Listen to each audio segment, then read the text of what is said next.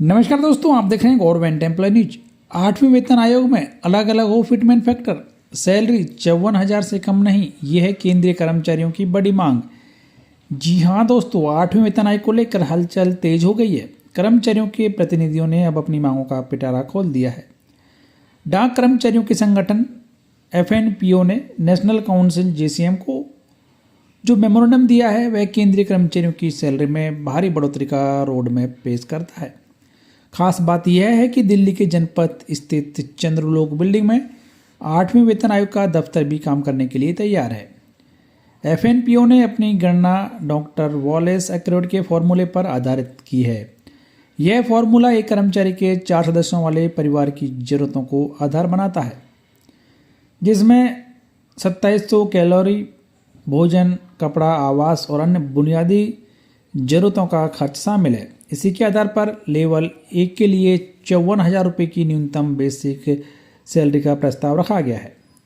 संगठन ने मांग की है कि सभी के लिए एक जैसा फिटमेंट फैक्टर नहीं होना चाहिए। इसे लेवल के हिसाब से बांटा गया है। लेवल 1 से लेकर लेवल 5 तक, जिसमें कि ग्रुप C के कर्मचारी आते हैं, उनके लिए 3.00 का फिटमेंट फैक्टर मांगा गया है, ताकि बढ़ती महंगाई के बीच निचले स्तर के कर्मचारियों की आय में सुधार हो सके।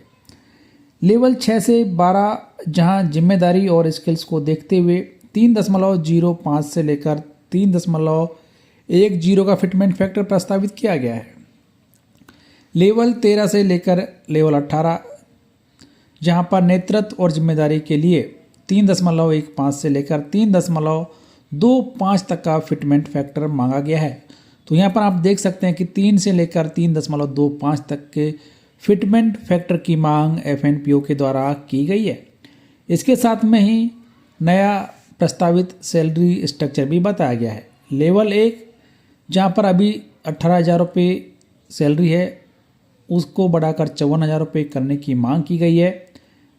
लेवल 4 में भी 25,500 की जो प्रस्तावित मौजूदा सैलरी है, उसे भी 76,500 रुपये करने का प्रस्ताव दिया गया है।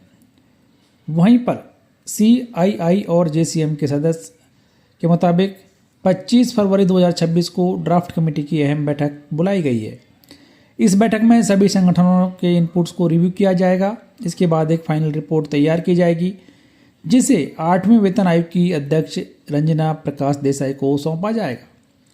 इस फाइनल ड्राफ्ट में फिटमेंट फैक्टर के अलावा कर्मचारियों के भत्ते और पेंशन भोगियों की पेंशन को लेकर भी विशेष प्रावधान शामिल किए जाएंगे। तो इस तरीके से ये एक ताज़ा अपडेट सभी के लिए